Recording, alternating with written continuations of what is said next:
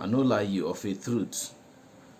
If all these other aspirants get time, sit down, listen to Peter Obi for like 5 minutes, then go vote for Peter Obi.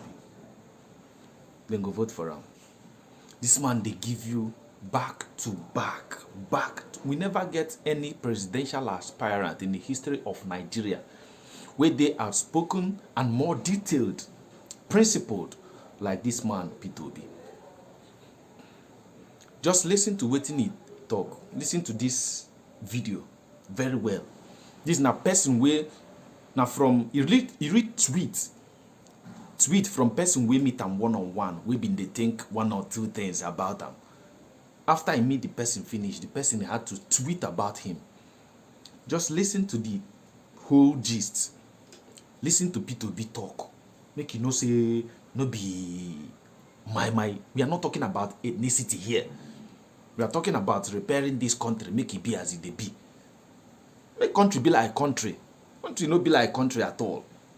Mama mia, just listen to him. I spent valuable time with Mr. Peter Obi this morning. I wish to those who see him as ethnic candidate to get to know him better. I also wish to those who try to sell him, tone down their ethnic identity. I hope this nation will see and listen to this candidate. Revolution is coming. Because I sat down to him, I said, listen.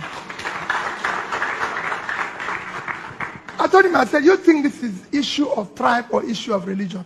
No. Can you show me the roads where that is paid for Muslims to drive through so I can pass through it? Can you show me where Muslims buy bread cheap? Can you show me those where there's so much no poverty for Muslims so we can go there and live? I said, the president is from Katsina. I visited Katsina. People were living in fear. Even more fearful than my state. So it is not issue of religion. It is not issue of tribe.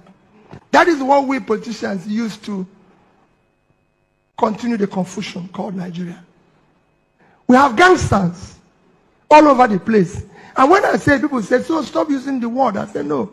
Nigeria is a case of, it's not just political class. It's a case of where lunatics took over. They are silent. They're running it in a gangstering way. Everybody's guilty of it. All of us here. Like I said, I keep taking my reference to Father George this morning. Say, Father George, I've been a governor. This is the only country that will celebrate criminality. Everybody, including the church. They're not exempted. This is the only country you vote Peter Obi in.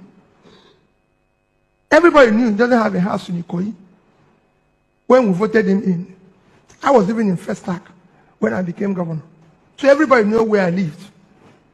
And suddenly he buys a mighty house in Ikoyi, running into billions. Decorates, furnishes everything, and invites the church for housewarming. The church comes in, they are praying for him. Wishing him wherever he got to this thing, they want him to build more. The people, the church people all over the place, waiting to eat and drink, and are praising him. They know where the money came from. It's known to everybody. Because they're saying what the church, the role of the church. They know where the money came from. But instead of calling police and saying, this man has stolen our money, they are the ones celebrating it. This is the country where I was governor. You come late to church. Church. They go and keep an empty seat in front for somebody who is not in the church. The seat is empty. He comes in the middle of the church. He's walking to the front. Nobody cares. If possible, the priest will stop talking. And they welcoming him for coming late. And the church people will be clapping and calling him, if he has nickname like me, Okute. Hey, this man came late. Latecomers stay at the back. But we refuse to do it. And when I tell people, listen, you can't go in front because you're late. So when Father George said about impunity, it is a place where impunity rascality and bad behavior have become a measure of success and power. You can't use it, the wrong measure. This man came late. And we know we have young ones growing up who are learning what this man is doing and thinking that is how to live. So you have to come late. This is what I was saying for that George when he told me about this topic. I said, there's so many things you can stop. So if they have to push people for Peter to pass, that should have power. Even if it's old people, push them down. So the rascality is allowed. You are clean up. People say, come in front. No, you can't queue there.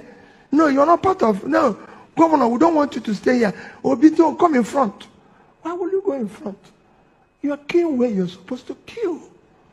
These are little things that is missing here that makes our country the opposite of what it should be. Because of it, the man who steals your 80 billion, of course, it is better for him to steal it and settle those who will settle and go home. You know what it means? 80 billion. 80 billion by official area is $200 million. You see people today sharing dollars in Nigeria. All over the place. And nobody's asking the question. In fact, everybody is keen to collect his own. Nobody is saying, this thing we are doing, one of the greatest measures of your economic stability is your currency. Today, Nigeria has been dollarized. And Nigerians are celebrating those we voted into power who have no means of earning dollar. They cannot show us means of earning dollar. If you do that anywhere in the world, they will ask you to show evidence of your dollar earning in the past 5 years, including relevant taxes paid. But it was being shared in public. But we are arresting young boys who have laptop.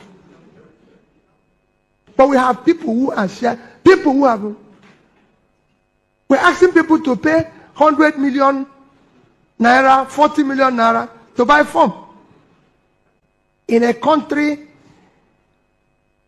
Nigerian per capita is 2,000. American per capita is 75,000.